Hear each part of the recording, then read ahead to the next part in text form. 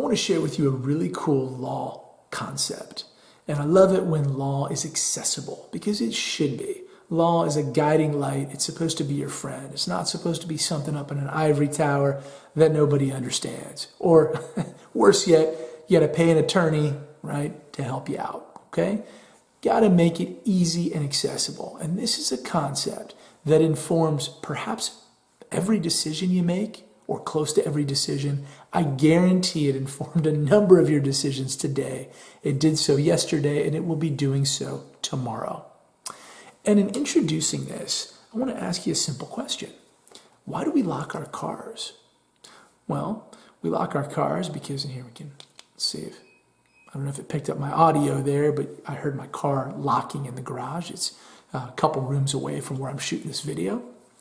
But we lock our cars because we try to avoid a harm, right? We don't want somebody breaking in, stealing something, worse yet, taking our vehicle.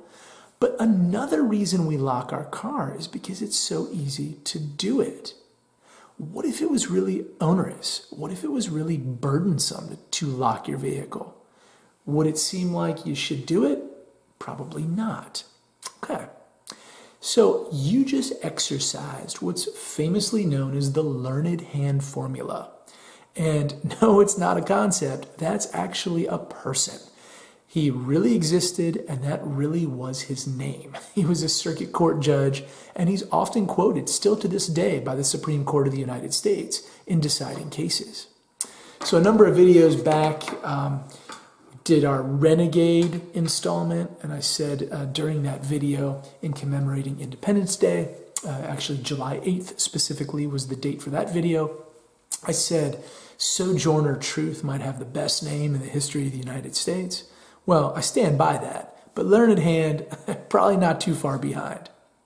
So what Hand asked you to do is to act, right, when the burden of the preventative measure, your action, is less than the gravity of the harm that you're attempting to avoid, coupled with the probability that that harm would occur. Okay?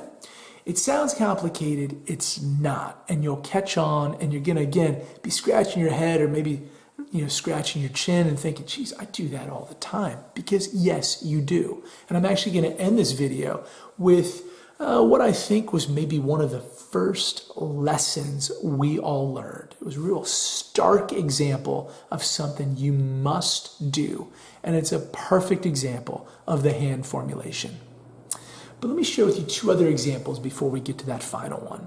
So take a look at this, right? So that's my favorite health club, Lifetime Fitness. I mentioned it before. I was walking into one of the Atlanta Lifetime Fitnesses a while back. And as you can see, I had to get my temperature taken. Well, it seemed completely justified to me, and I understood why we had to do it. And in part, I understood that because it was pretty simple, right?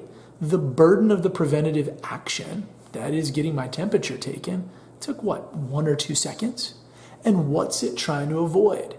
Well, a pretty grave harm of a lot of people walking in with a temperature, presumably then sick, with COVID or another disease, right? And the probability that if they have a temperature and they're walking in, it's pretty high, right? Something bad is going to happen. So in this case, the burden of the preventative measure, the preventative action, is a lot less than the potential harm and the probability of harm, right? It took me 1 or 2 seconds. Well, let's flip the script here a little bit so you can understand how the formula plays out. What if, instead of a quick temperature check, that, the person working the front desk at Lifetime pulls a Marty McFly on me, right? You remember from Back to the Future, the first one, putting in the Van Halen cassette, right? Playing the real loud guitar, saying, I'm from the planet Vulcan, right? And he's got that hazmat suit on to try to persuade George, his father, to take Lorraine to, the Enchantment Under the Sea dance. Great film, right? Okay. But remember the hazmat suit, okay, from the plutonium that Doc put in the DeLorean at the beginning part of the film? Okay.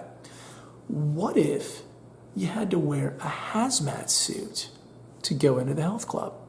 Well, let me ask you, would that actually be a better preventative measure insofar as it would be more effective in thwarting off the spread of disease? Absolutely, right? Just because I don't have a temperature, I might be asymptomatic and I'm going to be working out, I'm going to be breathing pretty heavy, I might be spreading disease. And I don't think that's the case, and I don't think that was the case. I'm very lucky I'm healthy. But my point is, a way to really increase the odds against something bad happening, well, you could ratchet up the preventative measure. I could be wearing a hazmat suit. Everyone walking in a lifetime could have been required to do that. Well, that seems overly burdensome, right? And again, it's not an exact mathematical formula. You're just supposed to understand the concept behind it. Requiring people to wear a hazmat suit seems a little bit of an overkill compared to, right, seems greater than the likelihood of a potential harm and then the gravity of the potential harm, right? Okay. Let me give you a third example here before we end with a really simple one where everyone's going to say, oh my gosh, yes, I've been doing that my whole life. Now I get it. So take a look at this picture here. All right. That was taken about 20 minutes ago, right before I started doing this video. And that was in my garage. So massive moth, look at that thing. That is a Florida insect if I've ever seen one. And he or she, right, was just lunged up against the wall there. And I'm like, okay, I'm going to close the garage. But, you know, that little voice in the back of my head says, well, try to get the moth out. So you can see in that picture, that's a broom, right? And I just very quickly thought to myself, okay, if I don't do anything and I close the garage, probability of harm, pretty high, right? And what is the harm? Well, it's pretty grave. I think the moth is going to die. It's not going to be able to live and exist in the garage. And by the way, I plan on keeping my garage door down for quite a while because it's so darn hot outside. Okay.